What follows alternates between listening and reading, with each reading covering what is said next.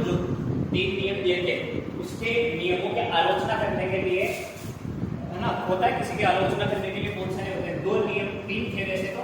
एक तो था सहप्रभाविता,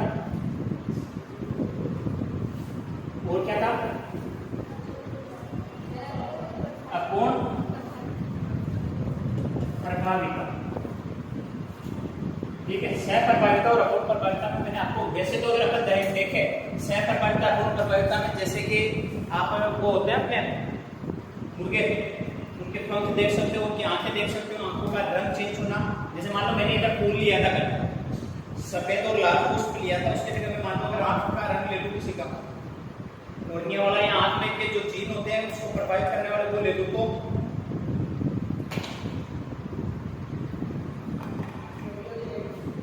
इसमें क्या लिया था मैंने, पुष्प कौन कौन से थे, लाल और सफेद पुष्प थे। इनको नाम क्या किया था, स्मॉल आर और कैपिटल आर। ठीक है, इनके मध्य में संग्रहण करवाएं तो मेरे को प्राप्त तो क्या होगा, कैपिटल और स्मॉल आर। अगर दोनों को करवाऊं मैं तो भी चारों क्या हो गया, कैपिटल और स्मॉल आर। ये क्या प्राप्त हो गया मेरे को, इनके मध्य अगर मैं 100 प्राप्त करवाऊं, कैपिटल आर और स्मॉल आर, क्या प्राप्त हुआ, कैपिटल आर और कैपिटल आर। इधर कैपिटल स्मॉल फिर स्मॉल स्मॉल। ये क्या है, सफेद, और ये गुलाबी, है ना।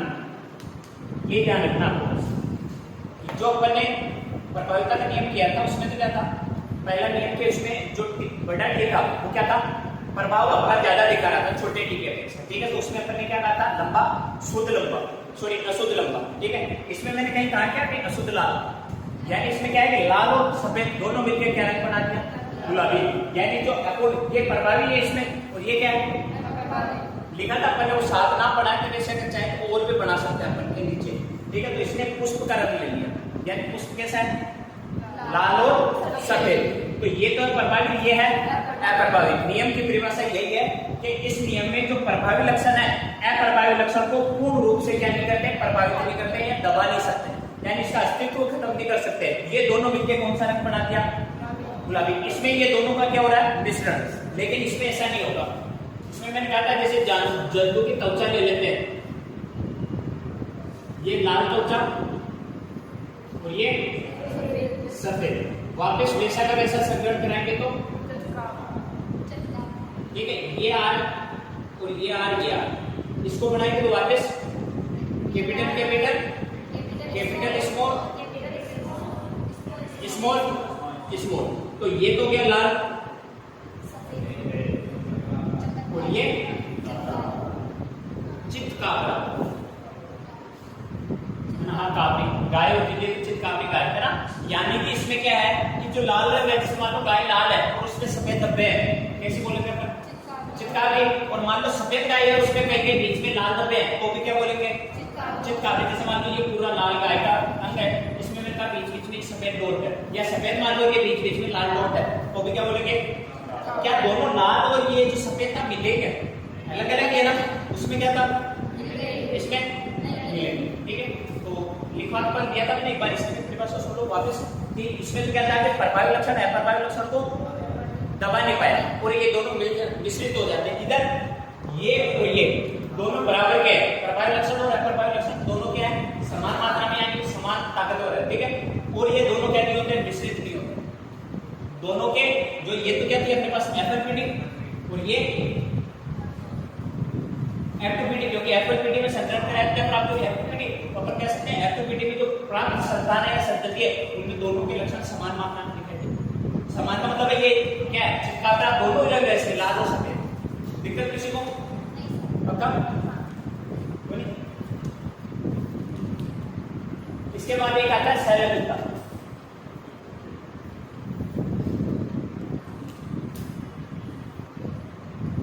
नाम से कुछ वैसे अगर इसको करें ना 12th वाले की एनसीईआरटी के हिसाब से, तो कम से कम 5 से 6 पेज में हो गए, है ना।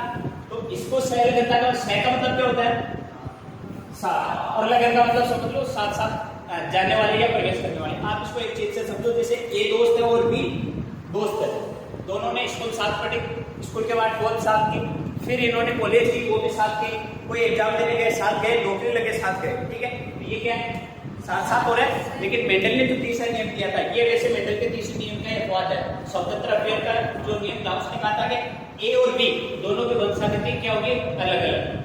अपन इसको डायरेक्ट नियम को बोले तो लक्षणों का साथ वंशानुगत्य होगा, यानी जो लक्षण कहाँ पाए जाते हैं, जीन में, और जीन कैसे होते हैं, जोड़े में। जैसे गुणसूत्र होते हैं कैसे होते हैं, जोड़े में, तो होते हैं। तो वो जो जोड़े में है वो साथ का साथ चले जाना है अगली पीढ़ी में, उसे क्या बोलते हैं, सहलगनता। ये दो तो लिख लिए थे आपने कहा, सहलगनता वाला देखो। और इसकी खोज के नाम बताया था मैंने सहलगनता का क्या, 1910 में डी मॉर्गन ने ड्रोसोफिला फलमक्खी बताया था क्या, तो देखो सहलगनता खोज डी मॉर्गन थॉमसन।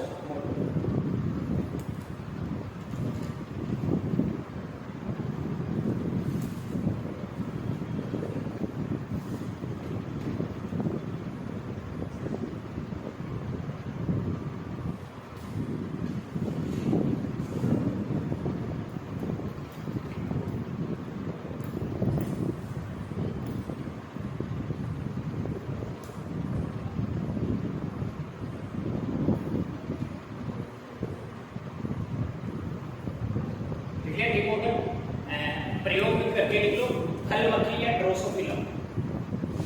फलमक्खी प्रयोग जो इसने किया था, किस पे किया था, इसे क्या बोलते हैं, ड्रोसोफिला।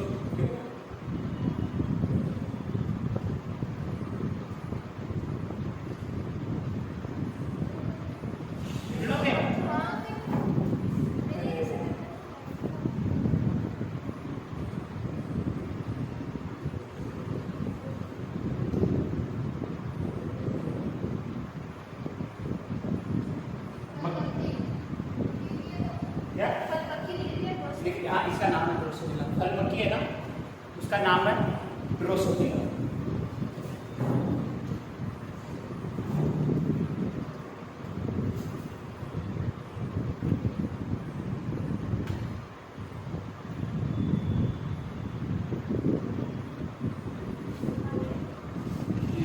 बड़ा वाला देखो, छोटा वाला देखो।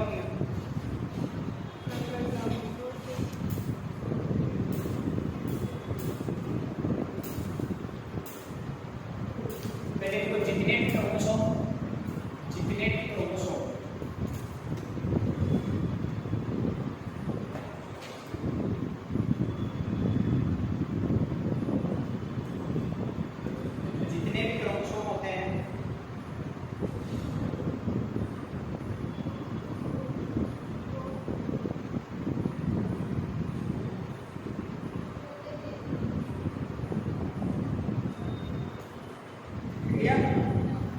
जितने भी क्रोमोसोम होते हैं उन पर गुणसूत्र कितने होते हैं शरीर में,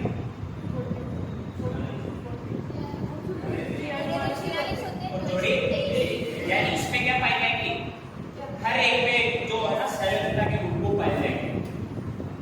जितने भी क्रोमोसोम के जोड़े हैं, हर जोड़े पर एक न एक सहलगनता आती है, यानी एक न एक क्या आती है, सहलगनता। एक न एक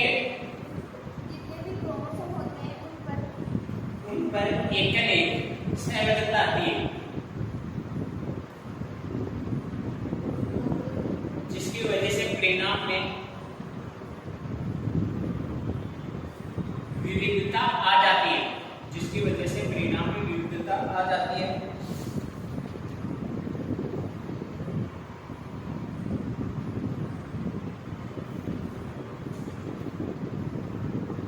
एग्जाम्पल लिखना चाहो तो किसी के यहाँ खाली, किसी के यहाँ नीली, ठीक है। और इसका मिडल वाला लिखो, नोट करके, इसी में लिखना नोट।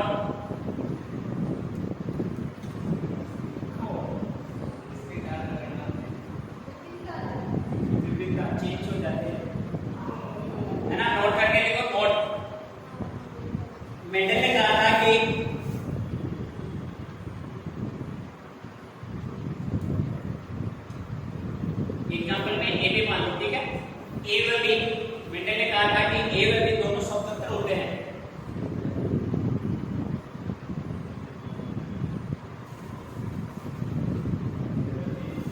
समतंत्र होते हैं तथा ए व बी की अलग अलग वंशानुक्ति होती है, अलग अलग वंशानुक्ति होती है, अलग अलग वंशानुक्ति होती है,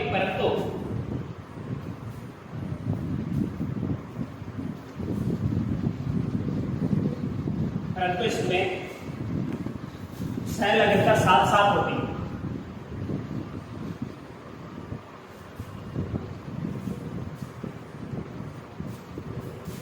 हो गया। अब जो गुणसूत्र की संरचना कराई थी मैंने, तब कौन कौन लिखा यहाँ एक बार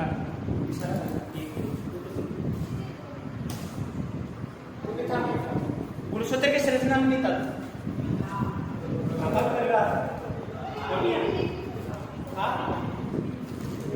मतलब आगे से ज्यादा नहीं थे। अरे कोई बात नहीं, मैं नहीं पूछू क्वेश्चन था या नहीं था, क्वेश्चन नहीं करूँगा, मैं पूरा कराऊंगा, है ना। गुणसूत्र की अब एक बार इधर देख लो, जो गुणसूत्र की संरचना है वो देखने से पहले अपन देखते हैं गुणसूत्र होते क्या है, ठीक है, कैसे होते हैं इसका जनक होने के बाद में देखेंगे। पहले तो ये क्या बनाया मैंने, कोशिका। क्या बनाया? कोशिका के अंदर क्या है? केंद्र। केंद्र में क्या थे? क्या बनाया मैंने, लिखेंगे क्रोमेटिन धागे। केंद्र में लिखे थे अपन ने 4 संरचना क्रोमेटिन धागे थे, उसमें से वो क्रोमेटिन धागे में मैंने बताया था कि जब कोशिका विभाजन होती है तो इनमें संघनन के कारण क्या हो जाता है, गुणसूत्र में बदल जाता है, ठीक है। वैसे ये जो है मैं कहूँगा गुणसूत्र क्या है, बने किसके होते हैं, लिखा है मैंने गुणसूत्र, उसमें भी लिखा था मैंने क्रोमेटिन धागे किसके बने होते हैं, प्रोटीन डीएनए प्लस प्रोटीन। एक बार इधर देखना, प्रोटीन, ठीक है, मैंने डीएनए और प्रोटीन लिखा डायरेक्ट। मैंने आपको कहीं ना कहीं ये लिखवाया था शायद में, डीएनए में जो ये सॉरी गुणसूत्र में जो प्रोटीन होता है सारे प्रोटीन होते हैं, लिखवाया था। तो इसमें जो प्रोटीन होता है एक तो होता है हिस्टामिन,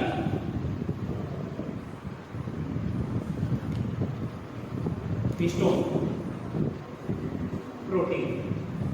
कौन सा प्रोटीन है? हिस्टोन प्रोटीन है। ये एलटीसी 2018 की एलटीसी थी, उसमें पूछा था कि जो गुणसूत्र बने होते हैं किसके बने होते हैं, डीएनए हिस्टोन प्रोटीन ऑप्शन था ये, ठीक है। इसके अलावा डीएनए प्रोटीन एक और ऑप्शन था। तो एक चीज याद रखना, मैंने यहाँ क्या लिखा, हिस्टोन प्रोटीन, क्या लिखा, प्रोटीन। तो प्रोटीन तो कौन सा है, हिस्टोन। आपको प्रोकैरियोटिक यूकैरियोटिक करवाया था मैंने, प्रो यानी पुराना, यानी जो प्रोकैरियोटिक है उसमें तो क्या पाया जाएगा, डीएनए और ओनली फॉर प्रोटीन। लेकिन जो यूकैरियोटिक है उसमें डीएनए और हिस्टोन प्रोटीन होगा, समझ गए। ये जो प्रोटीन होता है किसी प्रकृति का होता है, सारे प्रकृति। आपको पता हो तो मैंने जब प्रोटीन पढ़ाया था तो अमीनो 3 प्रकार के लिखाए थे, उदासीन, अम्लीय और क्षारीय। तो ये कौन से अमीनो अम्ल से मिलकर बना, क्षारीय से। और ये होता है धनावेश, कैसा होता है, मैं डायरेक्ट पॉजिटिव। डीएनए होता है, ये होता है ऋणावेश, कैसा होता है, ये कैसा है, ये होता है अम्लीय, ठीक है। ये जब नेगेटिव और पॉजिटिव तभी तो जुड़ते हैं, दोनों समान मात्रा में हो तो कैसे जुड़ेंगे, जैसे आपने लाइट में भी पढ़ा हुआ पॉजिटिव और नेगेटिव की तरफ, ठीक है। अब इसको तो हटा दो, केंद्र को एक बार, केंद्र में क्या पाए गए थे, क्रोमेटिन धागे, जो कोशिका विभाजन के समय किसमें बदल जाते हैं, ऐसे देखना संभव नहीं है। कोशिका विभाजन का जैसे पाया कहाँ जा रहा था, ये गुणसूत्र पाया कहाँ जाता है, कोशिका हमारे पूरे शरीर में है ना, कोशिका मान लो हाथ की कोशिका के केंद्र पे पाया जा रहा है। अगर मैं कहूँ कि मैंने यहाँ से कोशिका काट के आप देख लो, यार देखिए तो गुणसूत्र नहीं देखे, ठीक है। तो इसका क्या होता है कि मेटाफेज और प्रोफेज अवस्था होती है जब कोशिका विभाजन पढ़ते हैं, प्रोफेज मेटाफेज, उस अवस्था में इसको देख सकते हैं। प्रोफेज होता है उसका तो, और मेटाफेज उसमें जब अपन अध्ययन करते हैं 4 विभाजन होते हैं कोशिका के, उस समय इसको देखा जा सकता है, ठीक है। अब जो मैंने ये बताया था आपको कि क्रोमेटिन धागे हैं, क्या क्रोमेटिन धागे, उस पे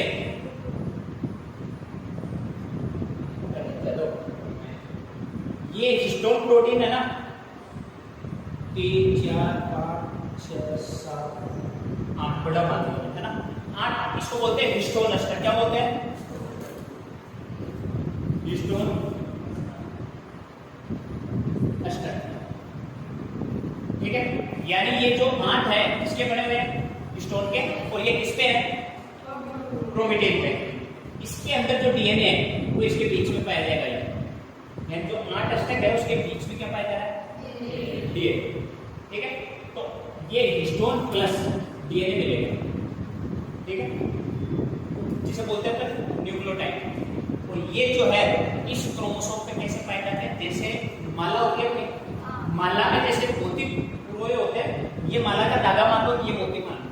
ऐसे लग रहा है कि इसके बीच में मोती लगा हुआ है। इस प्रकार ये पाया जाता है। ठीक है, गुणसूत्र के खोज अब एक बार हम देख लेते हैं। खोज किसने की थी? स्ट्रोस बर्गर नाम पे चले, है ना? और नाम गोल्डे। ठीक है, वैसे अपन शायद गुणसूत्र वो यहाँ करें तो ठीक है, नहीं करें तो भी ठीक है। ठीक है, गुणसूत्र में नामकरण किसने, सॉरी खोज करता कौन है? स्ट्रोस बर्गर। और नाम गोल्डे। तो ये शर्माया मत करो, बोल दिया तो जैसे मैं पूछो ना वापस कि किसने, क्योंकि बोलने से आपको याद होता है इस तरह से। ठीक है, गुणसूत्र के खोज स्ट्रोस बर्गर और नामकरण गोल्डे ने दिया था। ठीक है, अब गुणसूत्र होते कितने प्रकार के? कितने प्रकार के होते हैं?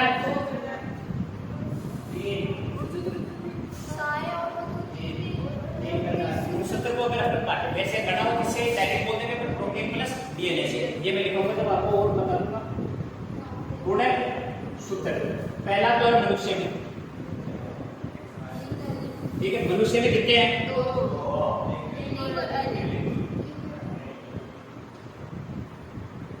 लिंगोल, इसे क्या बोल सकता हूँ? और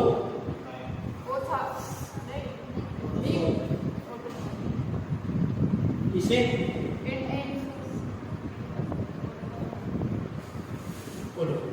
ठीक है, ये जो है लिंग गुणसूत्र, देही गुणसूत्र, काय गुणसूत्र। ठीक है, मनुष्य में 2 प्रकार के गुणसूत्र पाए जाते हैं, जो लिंग गुणसूत्र होते हैं और दूसरे एलिंग।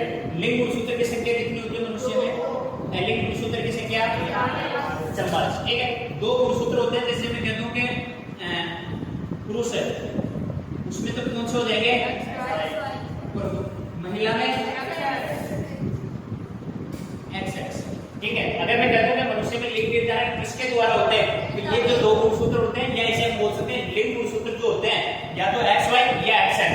अगर डायरेक्ट पूछूं कि मनुष्य में जो लिंग निर्धारण होता है उसमें कौन सा कारक सहायक होता है, पिता वाला या कौन सा गुणसूत्र, तो X और Y।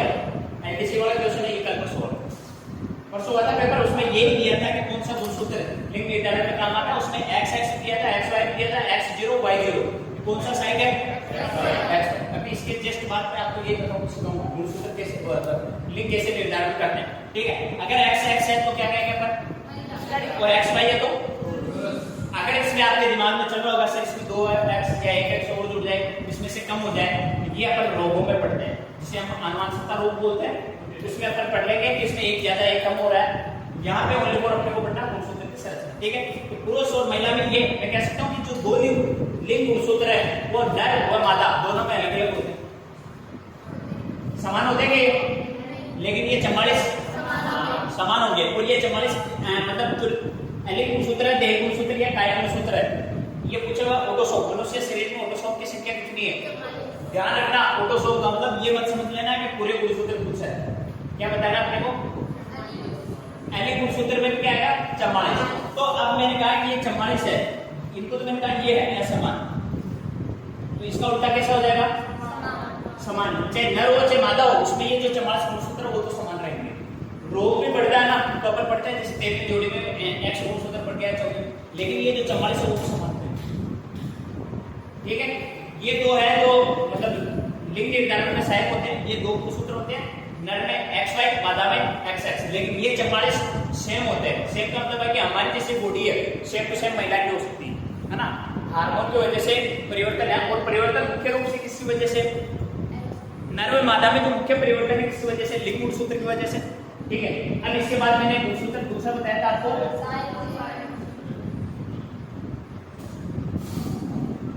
सहायक, फिर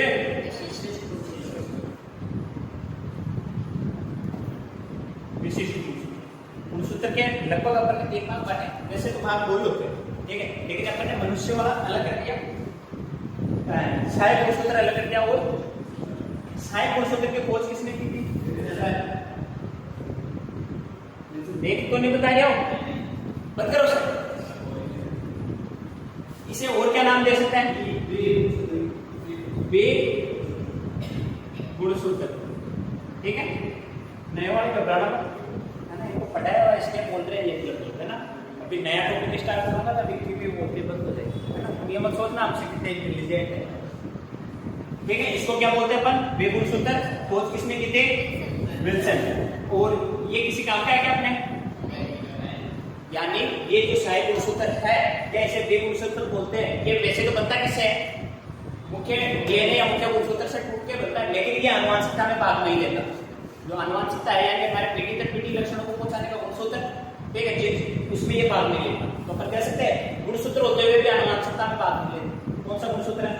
सहायक गुणसूत्र, ठीक है। और ये लिखवाया था मैंने आपको, किसमें पाया जाता है? ये लिख पाया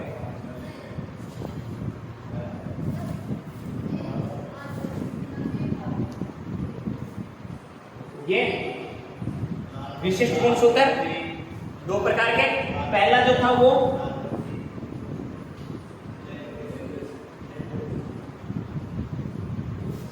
और ये लेफ्ट ब्रूस गुणसूत्र, ठीक है। जो लाल ग्रंथि गुणसूत्र है, इसकी खोज बिरयानी से याद रख लेना। बचपन में बिरयानी खाता था कोई लड़का, ठीक है, पर आधी खाता था, तो मैंने लिखा, ऊपर लिखता हूँ उसका, खोज करता कौन है? बाल बियानी। क्या नाम है? यानी है, बिरयानी मत करते हैं, बाल बियानी। और इससे रह खा गया मैं बिरयानी का, रह नहीं लिखा तो वो रह इधर लिखो, है ना। रुक और रट, इसको तोड़ के याद कर लेना।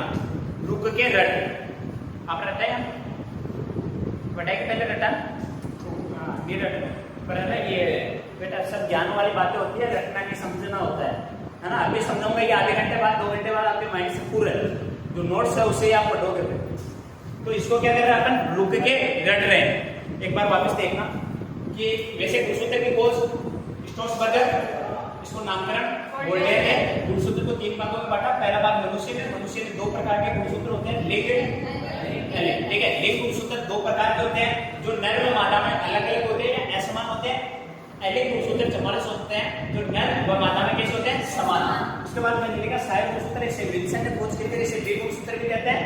विशिष्ट गुणसूत्र लाल ग्रंथि गुणसूत्र है, लेफ्ट ब्रूस गुणसूत्र है। इसकी खोज किसने की थी?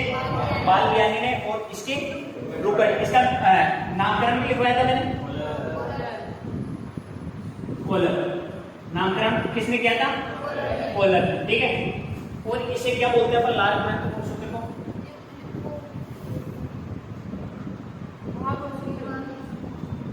महागुणसूत्र और क्वालिटी क्या बोलते हैं? महागुणसूत्र। यानी ये अधिक डीएनए प्राप्त कर लेता है ना, क्या हो जाता है? ये फूलने लगता है, और फूलेगा तो इसे महागुणसूत्र कहते हैं, या इसे क्वालिटी कहते हैं। और लैंप पुरुष गुणसूत्र है, ये किसमें पाया जाता है? लाल वाली ग्रंथि में, ठीक है। इसलिए इसका नाम क्या दे दिया?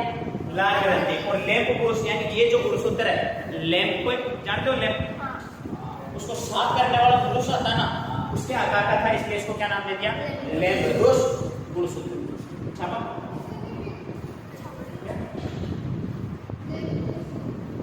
मैंने कहा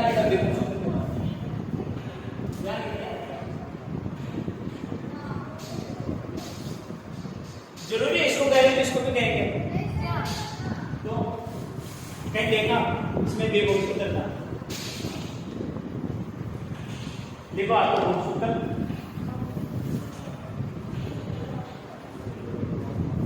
वैसे इसमें जो टॉपिक दे रखा है आपके डायरेक्ट दे रखा है गुणसूत्र की संरचना। चाहता तो भी डायग्राम बना के संरचना सटा देते हैं, तो थोड़ा बहुत समझ लो कि ये काम आएगा अपने, है ना। गुणसूत्र देखो खोज करता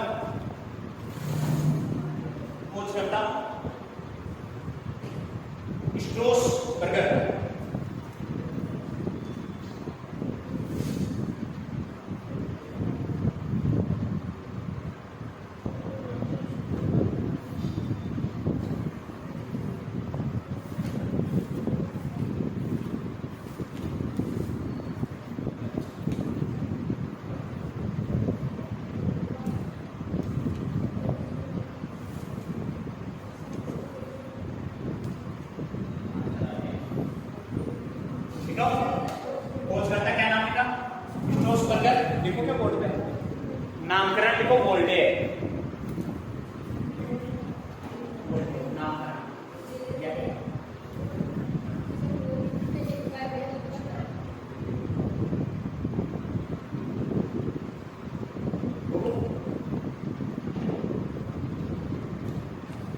अनुवांशिकता नाम है तो कल गलत बताया तो आज तो सही था अनुवांशिक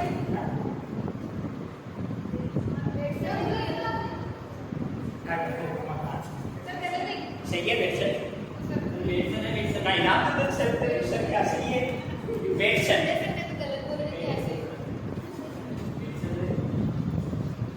केव्हा कोण बढ़ता आणि अगर यही हंसने से खून बढ़ता ब्लड बैंक नहीं होते उसकी जगह फिर भी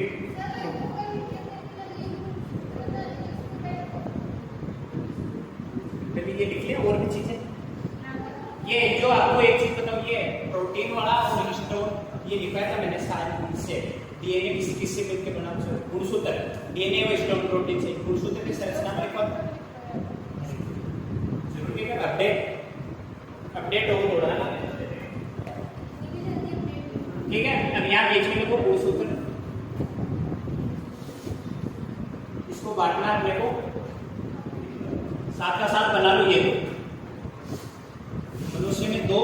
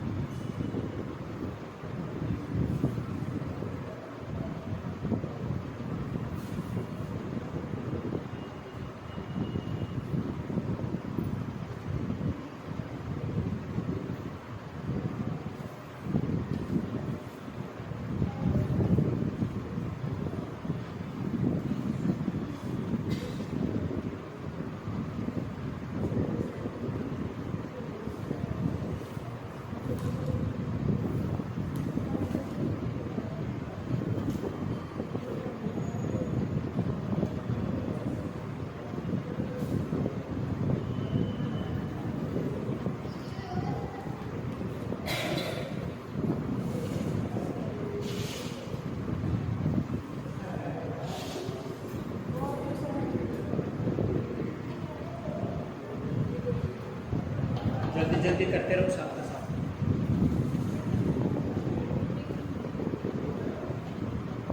नर्व मादा में क्या हो गई है 44 से 44 समान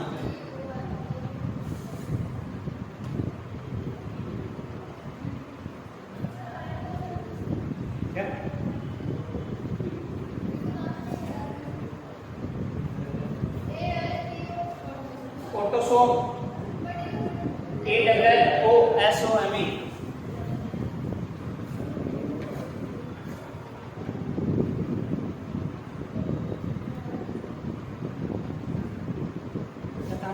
एक बार समझ गए वापस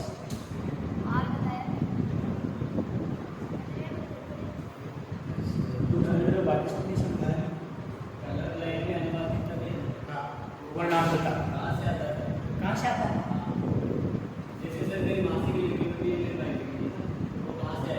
कहाँ से आया आनुवंशिकता मैंने बताया था आनुवंशिकता लक्षण अपने नाना नानी दादा दादी चाचा चाची उन सब में आते हैं ठीक है तो बताया था मैंने 1/4 1/2 इसमें आनुवंशिकता 2 कारक होते हैं जैसे XX XY X पे ये स्थित होता है अगर मैं कर दूं क्या जैसे मान लो ये क्या है नर ये क्या है मादा जैसे 2 प्रकार के होते हैं जिसे हम हीमोफीलिया भी बोलते हैं और एक वर्णांतता दोनों होते हैं हीमोफीलिया 2 प्रकार का होता है तो शाही हीमोफीलिया और एक नॉर्मल जो हम बोलते हैं ठीक है एक जो वर्णांतता की बोल रहा है इसमें हीमोफीलिया में तो H आ जाता है दोनों में सेम ही होता है जैसे मान लो कि ये X है इसका महिला का इस पे मान लो मैं हीमोफीलिया समझा दूं ठीक है H है तो ये क्या हो गई वह और ये है X है इस पे H है ये तो क्या हो जाएगा रोगी लेकिन महिला के दोनों X पे H होता है तब ये रोगी होती है समझ गए 3 कंडीशन होती है यहाँ H की जगह हीमोफीलिया की जगह में वर्णांतता लिख दो ऊपर वो भी सेम होगा यानी महिला में एक X पे क्या है H है यानी हीमोफीलिया तो वो तो क्या होगी ओनली 4 वह है यानी आगे पहुंचाने का कार्य करती है और अगर पुरुष में X है तो क्या होगा रोगी। महिला में दोनों है तो देखो मैं एक चीज इधर देखो, ये तो क्या है, वह दोनों की शादी करवा दी, माता पिता है हमारे, ठीक है। तो मैं पूछ रहा हूँ तो होने वाली संतान में इसमें क्या हो सकती है, महिला भी हो सकती है, पुरुष भी हो सकता है। तो बताओ महिला के रोगाणु होने के या इससे रोग से ग्रसित होने के कितने % चांस है। जैसे मैंने रक्त में पढ़ा था ABO, अगर माता पिता का है तो संतान में कितना। तो अगर मैं इसको बनाऊं, पहले भी ये पूछूं, कथन के निष्कर्ष में दे दो, ऊपर ये संरचना देंगे या डायरेक्ट दे दे कि मान लो कोई पुरुष और महिला दोनों हीमोफीलिया से ग्रसित है, ठीक है, तो उनके संतान में कारक होंगे। अगर दोनों को ग्रसित करें तो ये तो क्या यहाँ पे किया जाएगा, लेकिन मैंने कहा कि माता तो वाहक है और नर क्या है, रोगी। तो मैं इसको बनाऊं X दोनों पे H है, फिर इसको बनाऊं X और Y, तो X पे क्या है X, इस X को इस X को बनाऊं तो इस X को इस Y को बनाऊं तो मैंने क्या कहा था, इस जो लड़के वाले X है उस पे अगर H आएगा तो क्या होगा, हीमोफीलिया से ग्रसित। लेकिन महिला के दोनों पे आएगा तो क्या होगी, रोगी। क्या यहाँ दोनों पे आ रहा है रोगी, क्या इस पे आ रहा है, तो ये लड़का क्या हो जाएगा, रोगी, महिला क्या हो जाएगी, रोगी। अगर मैंने कह दिया कि पिता सामान्य है फिर चेंज हो जाएगा, क्योंकि इसी एज पे क्या हो जाएगा, हट जाएगा, इस पे है, इस पे से भी हट जाएगा। तो इस कंडीशन में क्या हो गई है, वाहक है ना। जब आपको रोक कराऊंगा ना तब ऐसे 4-5 क्वेश्चन होगा। जैसे अब इसमें मैंने एक में कहा कि ये वाहक है, ठीक है, एक में मैंने कह दिया महिला रोगी है परंतु पुरुष क्या है, सामान्य है। एक में मैंने कह दिया महिला सामान्य है जबकि एक प्रकार से बढ़ गया, तो ये अपने को क्रॉस करना आना चाहिए। वैसे मैंने आपको संक्रमण में भी सिखाया क्रॉस करना, रक्त में भी सिखाया था, मेंडल के नियम में भी सीखा था। तो यही चीज है कि क्रॉस करना किस पे क्या गुण आ रहा है, तो उससे क्या हो जाएगा, रोगी। पर ये चीज याद रखनी है कि महिला के एक एक्स पे अगर है तो वो क्या हो जाएगा, वह दोनों पे है तो, लेकिन पुरुष के वाई पे तो होगा ही नहीं, क्योंकि हमेशा किस पे स्थित होता है, एक्स पे। बड़े पल्ला तो किया नहीं कुछ। आपके रोग है सेलर्स देने का, इसमें रोग आना है बेटा, मानव रोग है, रोग पढ़ोगे ना उसमें कम से कम 10 से 15 दिन लग जाएंगे। जीवाणु जनित, प्रोटोजोआ जनित, ये सारे पढ़ने पड़ेंगे, बैक्टीरिया, वायरस, जीन, यहाँ तक बना लिया। इसके बाद विशिष्ट या सहायक,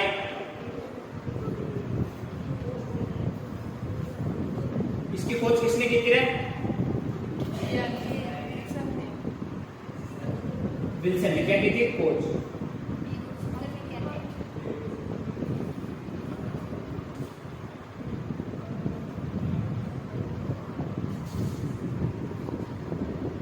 इसे कौन सा गुणसूत्र भी कहते हैं, पी।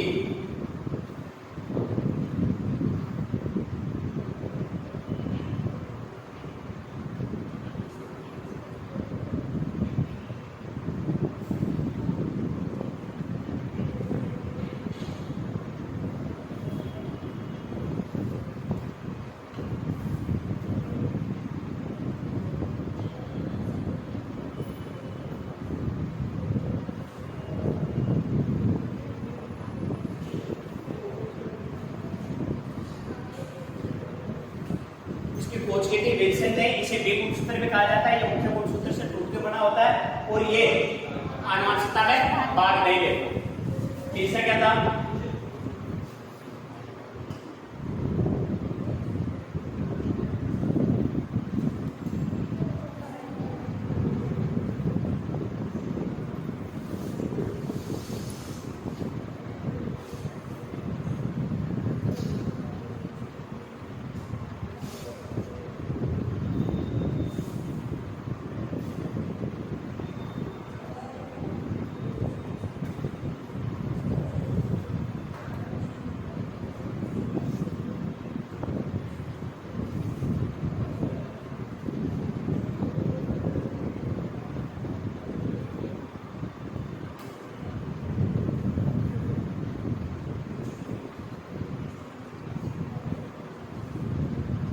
ये मेरे को तो याद है।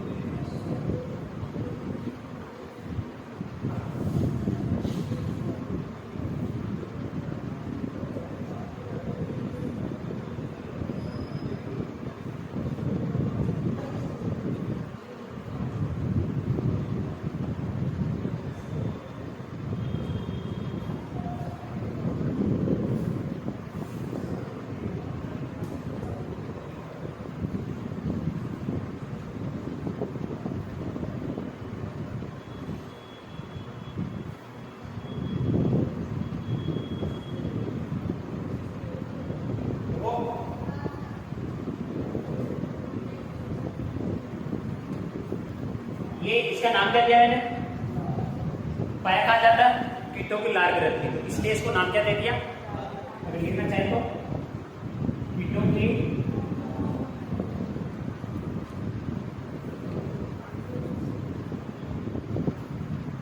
एक क्वेश्चन है मेरा, कीटों की लार ग्रंथि में माइटोकॉन्ड्रिया की सबसे पहले किसने देखा था? वो नहीं था,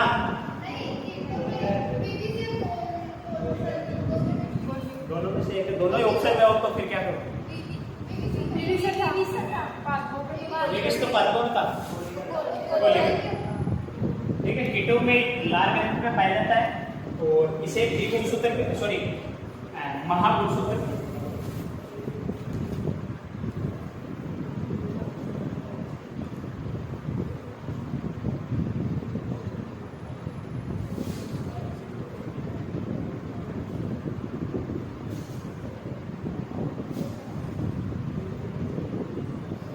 ये क्या करता है? डीएनए अधिग्रहण कर लेता है, तो मैंने लिखा डीएनए के अधिकता के कारण इसे क्या कहते हैं? महागुणसूत्र।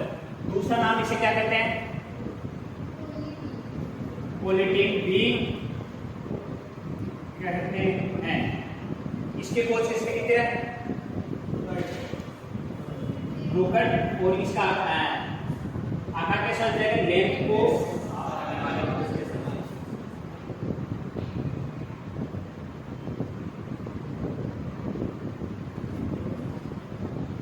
ठीक है, और इसको क्या था? ये पाया कहां जाएगा? अगर लेम्प के पूछ लूं मैं तो कुछ तो सेवाल होता है, क्या होता है? वो कुछ पादप होते हैं, इसमें नहीं पाया जाता है। ठीक है,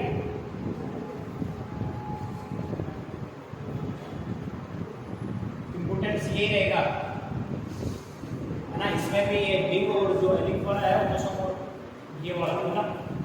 अब इसमें अपन कल देख काई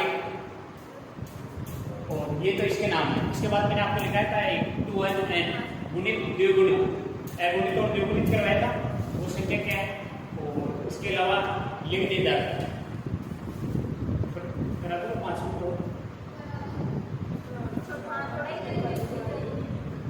ये इसमें मैंने सारा लिख दिया, अब एक एक लिखवाने की तो जरूरत नहीं है ना, कि जैसे मनुष्य के गुणसूत्र लिखा हूं, ये लिखो, इससे आप समझोगे कि इसके खोज किसने की थी? विल्सन ने। बी गुणसूत्र कहते हैं मुख्य गुणसूत्र से टूट के बना होता है, आनुवंशिकता में भाग नहीं लेता। इधर वाला विशिष्ट गुणसूत्र होते हैं, इसके दो भाग होते हैं, लार ग्रंथि और लेम्प। लार की खोज की थी बाल्बियानी ने, नामकरण किया था कोलर ने, इसे कोलेटिन भी कहते हैं, महागुणसूत्र भी कहते हैं, और ये कीटों की लार में पाया जाता है। ठीक है, लेम्प पुरुष, लेम्प को साफ करने वाले जो पुरुष होता है उसके समान आकृति पाई जाती है। ब्रूकट ने इसके खोज किए थे और शैवाल व पादपों में क्या करता है? ये पाया जाता है। डन,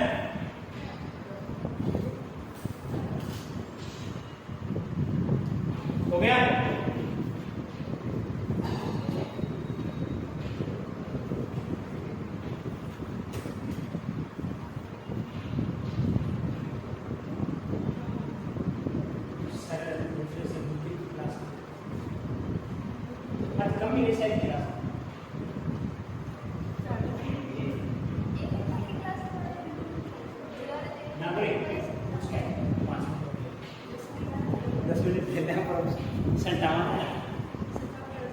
ऐसा जब आप रिवीजन करो ना तब भी किया करो कि काश आधा घंटा और पढ़ के इस टॉपिक को हटा दो, बेटे थोड़ी हो कभी कभी ये ना रोजाना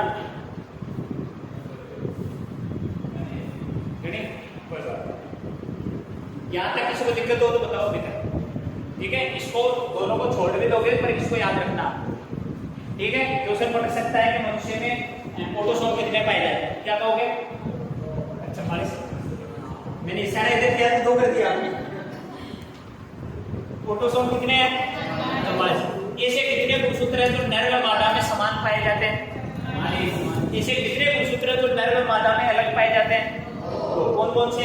नर में XY, मादा में XX। ठीक है, इससे लिंग निर्धारण कर लेंगे कि अगर मादा से X हमेशा अंदर दोनों बार तो पुरुष से जब X आएगा तो क्या प्राप्त होगी? लड़की, और Y आएगा तब लड़का। ठीक है।